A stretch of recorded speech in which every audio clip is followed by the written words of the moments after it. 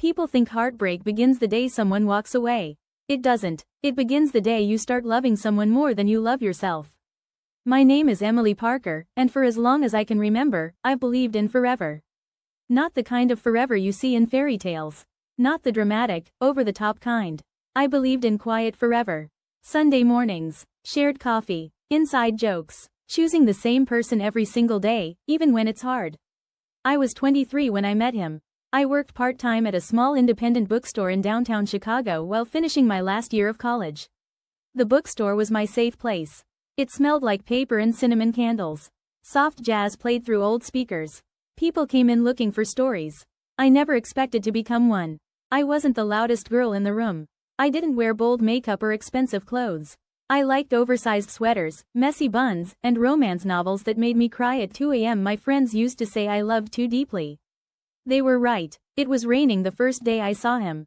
The kind of steady, gray rain that makes the city look cinematic. The door chimed softly, and he walked in. Tall, dark hair slightly damp from the rain. Navy jacket, confident posture. He didn't look around nervously like most customers.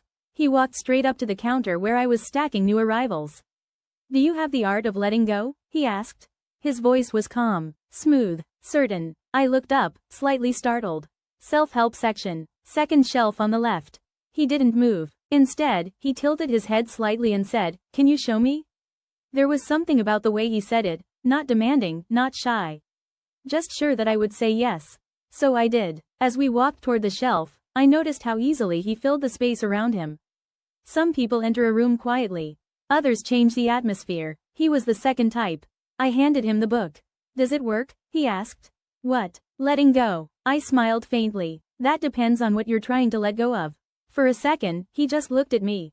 Not casually, not distracted, fully, like he was studying me. "I might come back and tell you," he said. He didn't buy the book. He left. But the next day, he came back. At first, it was small conversations. "What are you reading lately? Why do you always recommend sad stories? Do you believe in love at first sight?" He started showing up 3 or 4 times a week. Sometimes he bought something. Sometimes he didn't. Sometimes he just talked. I learned his name was Jack Reynolds. He was 25, worked in his father's real estate firm. Ambitious, driven, confident, very confident. He talked about goals, investments, growth. He liked being in control. He liked leading conversations. And I liked listening. Looking back, I realized something important. He talked about his world. I adjusted mine around it. But at the time, it felt like connection. One evening, as I was locking up the bookstore, I saw him leaning against his car across the street. "Waiting for me?" I asked, trying not to smile too obviously. "Coffee," he said. "You owe me a better book recommendation." "I don't owe you anything," I teased. He grinned. "Then let me earn it." I should have said no. I barely knew him, but my heart was already curious. So I said yes. The cafe was small and warm, with hanging lights and crowded tables. He ordered for both of us without asking what I liked. "I think you'll like this," he said confidently. That should have been a red flag. But instead, I thought it was attractive. He asked me questions, about college, about my dreams, but every answer I gave somehow turned back into his story. His plans, his ambitions, his future. Still, when he looked at me, I felt seen. And that was enough. A few weeks later, we were walking through the park downtown. The sky was painted orange and pink. The city felt softer at sunset. We weren't officially dating. We weren't anything, really. We were just something. He suddenly stopped walking. "What?" I asked. Instead of answering, he reached for my hand. His fingers wrapped around mine confidently. Mine trembled slightly. He didn't say anything dramatic. No speech. No big moment. He just held my hand like it belonged there. And in that simple gesture, my heart made a dangerous decision. It chose him. That night, I replayed that moment over and over in my mind. The warmth of his hand. The way he didn't hesitate. The way it felt natural. I didn't know then that sometimes people hold your hand before they know if they plan to keep it. About a month after we met, he told me to meet him at the same cafe where we had our first coffee. "Dress nice," he said casually. My heart raced all day. When I arrived, he was already sitting there. There was no grand setup. No roses. No crowd. Just him. And a small velvet box sitting on the table. I froze. He stood up when he saw me. "Relax," he said with a small smile. "It's not that kind of box." Inside was a delicate silver bracelet. For you, he said. Why? I asked. Because I don't date for fun, Emily. My heart started pounding. I don't like wasting time. I like knowing where I stand. He stepped closer. I want you to be my girlfriend. It wasn't flashy. It wasn't dramatic. It was direct, confident, certain, and I had been waiting my whole life for someone to choose me that way. Yes, I said without hesitation. Without fear. Without questions. He smiled, and for a moment, I felt like the luckiest girl in the world. The beginning was beautiful. Good morning texts. Sleep well, M. Random kisses on my forehead. Him showing up at the bookstore with takeout. He made me feel chosen. Special. Important. But even in the beginning, there were small things I ignored. He never posted pictures of us. He rarely mentioned me around his friends. Whenever I talked about the future, about where we might be in a year, he'd laugh softly. Why are you always planning so far ahead? He'd say. Just enjoy now. And I did. Because I trusted him. Because I loved him. Because I believed love was about patience. I didn't notice how often he checked out other women in public. I didn't question why he kept parts of his life separate from me. I didn't realize that confidence can sometimes hide uncertainty. I was too busy being grateful. Too busy loving. Too busy believing that when someone says they want you, they mean only you. 3 months into our relationship, something started to feel different. He still held my hand. But not as tightly. He still kissed my forehead. But more out of habit than emotion. He started replying slower, calling less, smiling at his phone more. Whenever I asked if something was wrong, he'd say, stop overthinking. And I would. Because I didn't want to be difficult. I didn't want to be insecure. I didn't want to lose him. I didn't know then that sometimes, in trying not to lose someone, you slowly lose yourself instead. And I had no idea that the real change, the real beginning of the end, was about to walk into a mall one ordinary evening. Her name was Madison, and she didn't even know she was about to change everything. Sometimes the end of a relationship doesn't begin with cheating. It begins with a look. A look that lasts a second too long. A look that makes you feel invisible while standing right beside the person who once swore you were everything. 3 weeks after I started feeling the distance between us, Jack suddenly texted me on a Saturday afternoon. Let's go out tonight, just like that. No emojis, no warmth, but still, an invitation. My heart softened immediately. Maybe I had been overthinking. Maybe things were fine. Maybe we just needed time together. Where? I replied. The mall. I need to grab a jacket. Then we'll get dinner. Simple, casual, normal. I spent an hour getting ready. Not because I was insecure. But because I wanted him to look at me the way he used to. I wore fitted jeans and a soft cream sweater he once said made me look effortlessly cute. I curled my hair slightly. Light makeup, glossy lips. When he picked me up, he glanced at me quickly. You look nice. Nice. Not beautiful, not stunning, just nice. Still, I smiled and got in the car. The mall was crowded, buzzing with weekend energy. Bright lights, music, couples laughing, kids running around. We walked side by side. But he didn't reach for my hand. That was new. So I gently slid my fingers into his. He allowed it, but he didn't tighten his grip. It felt like holding someone who wasn't fully there. Inside the clothing store, he started browsing jackets while scrolling through his phone. I watched him from a distance. He seemed distracted, restless. Then the store doors opened. And everything changed. She walked in like she belonged everywhere she stepped. Long dark hair falling perfectly over her shoulders. Confident posture. Black fitted dress with boots. Minimal effort, maximum presence.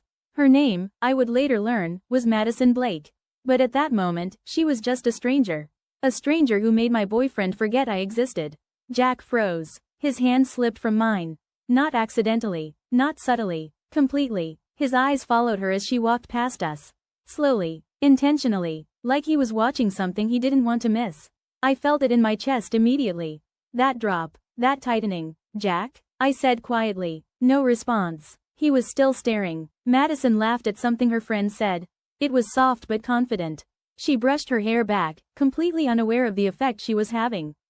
Jack smiled. A smile I hadn't seen in weeks. And he wasn't looking at me. Do you know her? I asked, trying to sound casual. He blinked, almost startled that I was still there. What? No. You were staring. I wasn't staring. Relax. Relax. That word always comes when someone doesn't want to admit something. I just noticed, I said softly. You're reading into it, he replied, slightly irritated. I nodded slowly, but I wasn't imagining it. I knew the difference between a glance and interest. And that was interest. Madison moved to another section of the store. Jack's body subtly turned in that direction. His attention kept drifting, even while pretending to look at jackets. I suddenly felt hyper-aware of myself. Was my hair flat? Was my outfit boring? Was I too simple? The thoughts came fast, dangerous, loud. For the first time in our relationship, I felt like I was competing. And I didn't even know for what. After shopping, we went to the food court.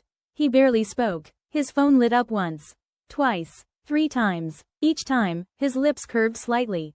Who's texting? I asked. Work stuff. He turned the phone face down. I felt something break quietly inside me.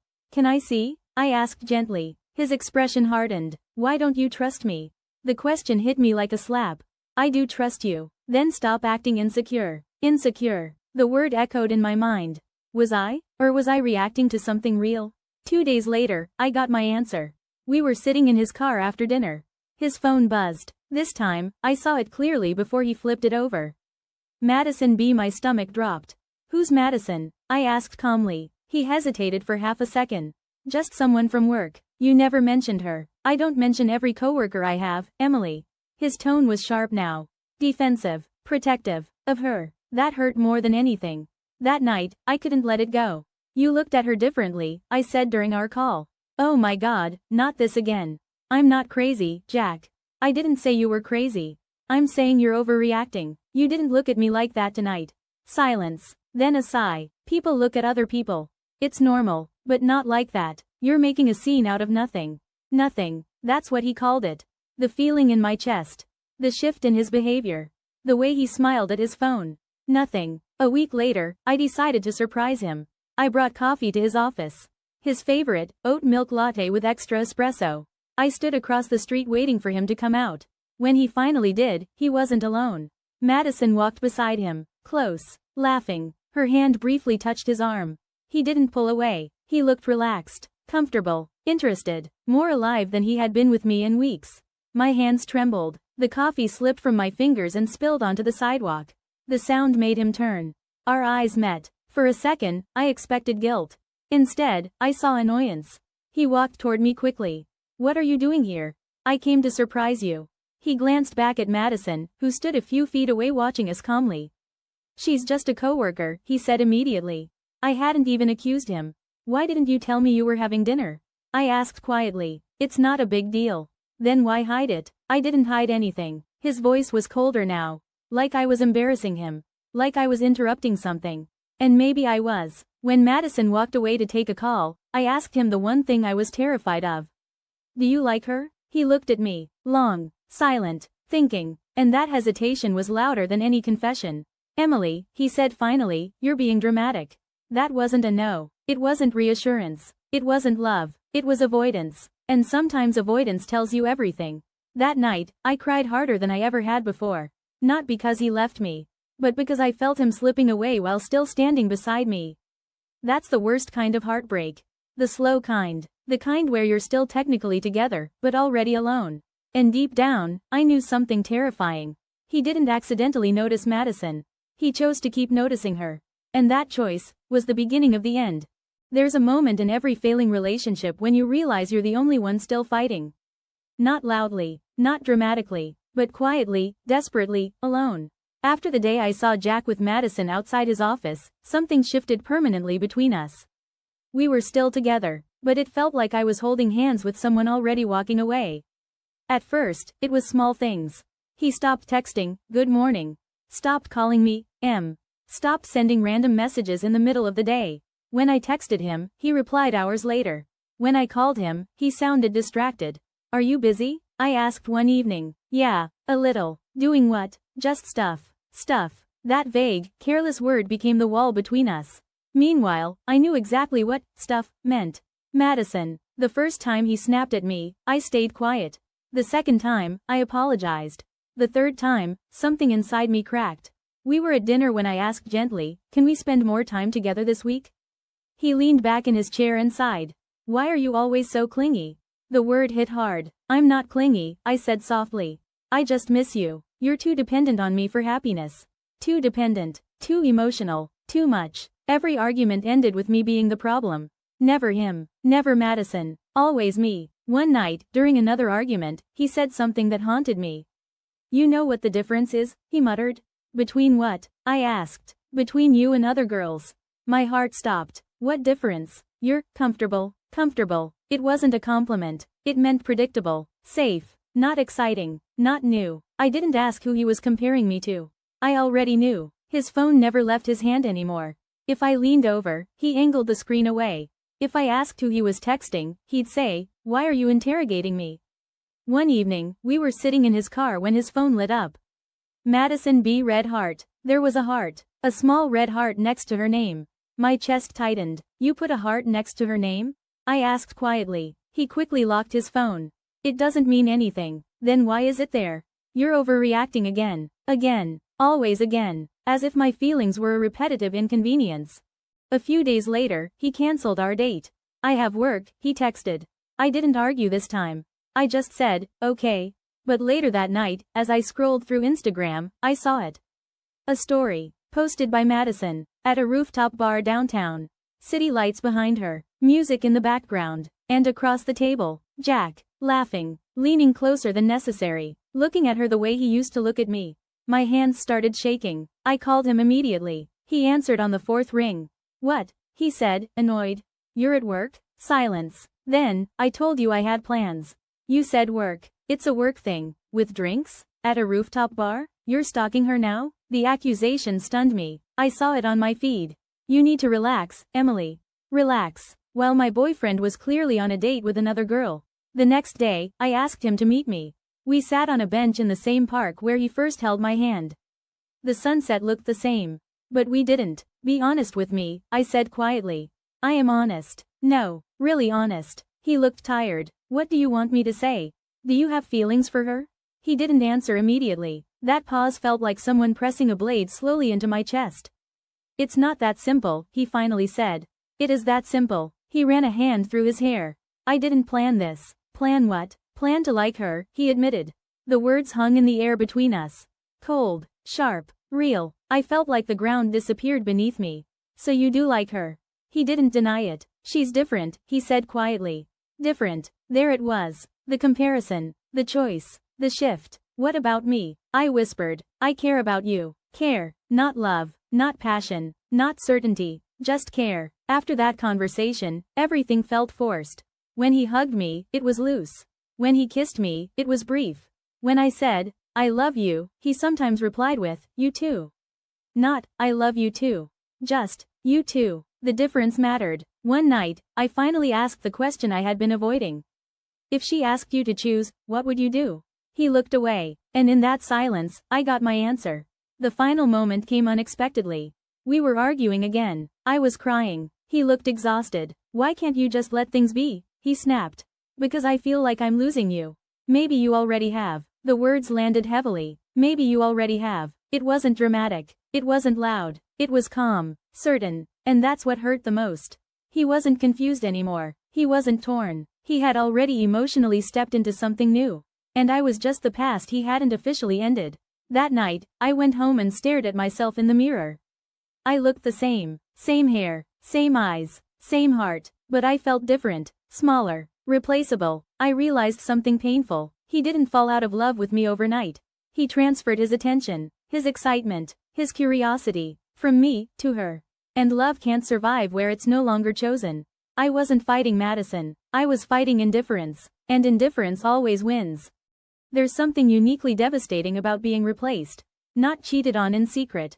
Not lied to dramatically. But quietly, calmly, officially replaced. After our last argument in the park, I knew we were hanging by a thread. But I still held on to hope. Because when you love someone, hope is the last thing to die. 3 days passed without seeing him. No calls. No good morning texts. Just short, dry replies. On the 4th day, I got a message. "Jack, can we talk tonight?" My heart dropped. Nobody asks that unless something is ending. "Okay," I replied. He told me to meet him at the same cafe where he first asked me to be his girlfriend. The irony wasn't lost on me. The place where everything began. Now the place where it would probably end. He was already sitting at the table when I walked in. Same corner. Same soft lighting. Different energy. He didn't stand up this time. Didn't smile. Didn't say I looked nice. "Hey," he said flatly. Hey, there was no small talk. No pretending. Just tension sitting between us like a third person. I don't want to drag this out, he started. My chest tightened. Drag what out? I think we both know things haven't been working. Both? No. I was still trying. You've changed, I said quietly. He nodded slightly. Yeah, just yeah. No apology. No regret. I didn't mean for this to happen, he said. This? I asked. He hesitated. I have feelings for Madison. There it was. Not hidden. Not softened. Direct. Sharp. My ears rang. And? I whispered. And it's not fair to you. Not fair to me. That's what he called it. As if he was doing me a favor. So what are you saying? My voice trembled despite trying to stay strong. I think we should end this. Just like that. A year of memories reduced to a sentence. I stared at him, waiting for him to look sad. To look conflicted. To look like he was losing something. But he looked relieved. And that hurt more than anything.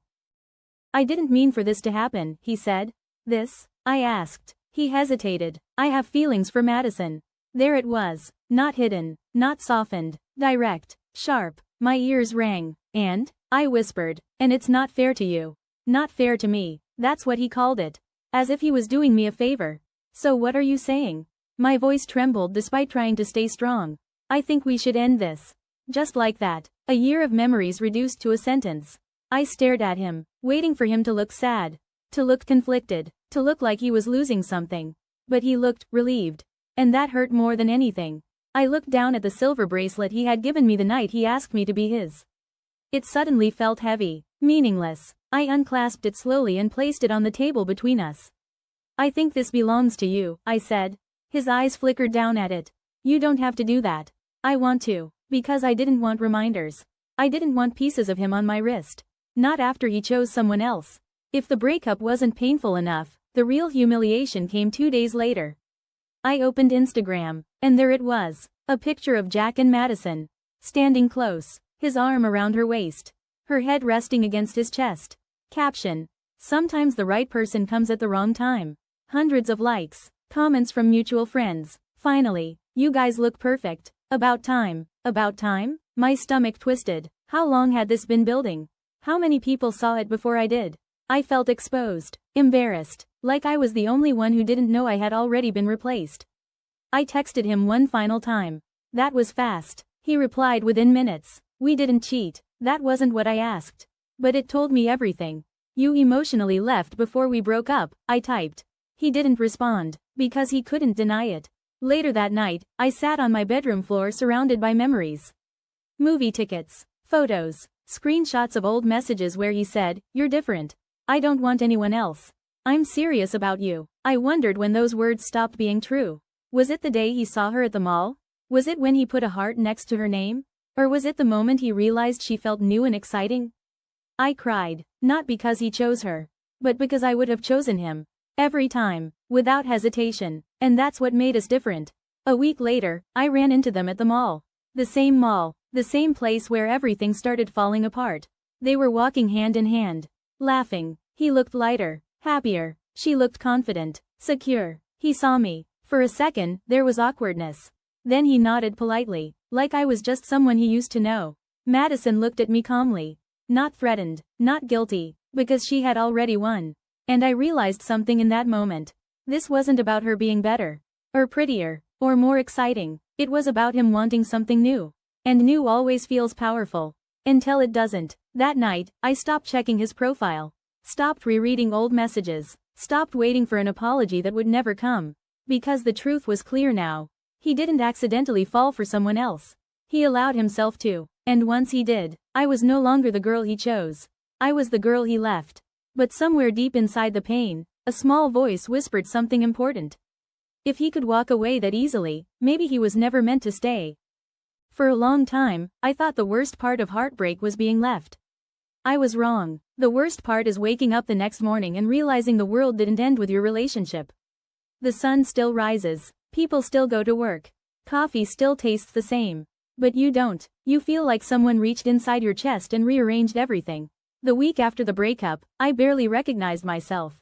I stopped wearing makeup. Stopped answering texts. Stopped going out. I went to work at the bookstore, smiled politely at customers, recommended romance novels, and went home to cry.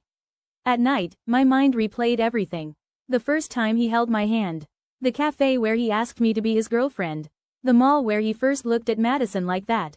The rooftop photo. The caption. Sometimes the right person comes at the wrong time.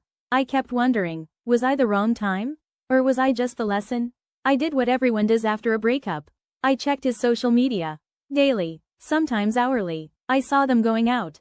Dinner dates. Group photos with friends. He looked happy. Genuinely happy. That hurt the most. Because I was still struggling to breathe normally without him. Meanwhile, he looked free. One night, I stared at his profile picture for so long that my vision blurred. And then I did something small, but powerful. I blocked him. Not because I hated him. But because I needed to stop hurting myself. Healing can't begin while you're still watching someone move on. The silence after blocking him felt strange at first. Uncomfortable, like detox. But slowly, it started feeling peaceful. I began focusing on things I had ignored during our relationship. I joined a writing class on weekends. Started running in the mornings. Reconnected with friends I had slowly distanced myself from. I realized something uncomfortable. I had made Jack my entire world. And when he left, I felt empty, because I had poured so much of myself into him. Now, I had to refill myself. Alone. People think glow-ups are about appearance. New hair, new clothes, new makeup. And yes, I changed those too. I cut my hair shorter. Started dressing with more confidence. Tried bolder lipstick. But the real glow-up? It was internal. I stopped begging for explanations. Stopped romanticizing the past. Stopped asking, why wasn't I enough? Because the truth is, I was enough. He just wanted something different. And someone wanting different doesn't mean you're lacking. It means they're searching. And sometimes people search until they lose what was real. 2 months later, I got a notification from an unknown number. Hey, my heart didn't race. It didn't drop. It just beat normally. Who is this? I replied. You know who it is. Jack. Of course. What do you want? I typed. I've been thinking about you. I stared at the screen. Funny how they always start thinking when you stop waiting. I hope you're doing well, he added. I didn't respond immediately. Part of me wanted to ask about him. About Madison. About whether he was happy. But another part of me realized. It didn't matter anymore. Finally, I replied. I am doing well. And that was the truth. A few days later, he asked if we could meet. Curiosity won. We met at a neutral place. Not our cafe. Not our park. Somewhere new. He looked different. Less confident. Less certain. How have you been? He asked. Good, I said calmly. He nodded slowly. Things with Madison aren't what I thought they'd be. There it was. The reality. The newness had faded. The excitement had settled. And now he was comparing again. Only this time, I wasn't the one losing. I guess I rushed into it, he admitted. I didn't say, I told you so. I didn't ask for details. I didn't feel the need to compete. Because something inside me had changed. I hope you figure it out, I said sincerely. He looked surprised. That's it? What else is there? He hesitated. I thought maybe we could try again. And there it was. The circle trying to close. But I wasn't the same girl who sat crying on her bedroom floor anymore. You chose her, I said gently. I was confused. No, I replied softly. You were curious. And curiosity isn't love. He looked down. I didn't realize what I had. I studied his face. The face I once would have forgiven instantly. The face I once would have chosen without hesitation. But love without security becomes self-destruction. And I had already survived that once. I hope you find what you're looking for, I said. But it's not me anymore. Walking away from him that day didn't hurt. It felt powerful. Not because I stopped loving him overnight. But because I loved myself enough not to go back. And that's the difference between the girl I was and the woman I became. He left me for another girl. And for a long time, I thought that meant I lost. But I didn't. I lost someone who was unsure about me. He lost someone who was sure about him. There's a difference. Months later, I heard through mutual friends that he and Madison broke up. No drama, no big scandal, just incompatibility. Funny how the right person sometimes turns out to be temporary. As for me, I'm not rushing love anymore. I'm not shrinking myself to compete. I'm not begging to be chosen. Because the right person doesn't hesitate. The right person doesn't compare. The right person doesn't make you feel replaceable. And if someone can leave you for someone else, let them. Because one day, they'll realize what they lost. And by then, you'll have already moved on. Stronger, wiser.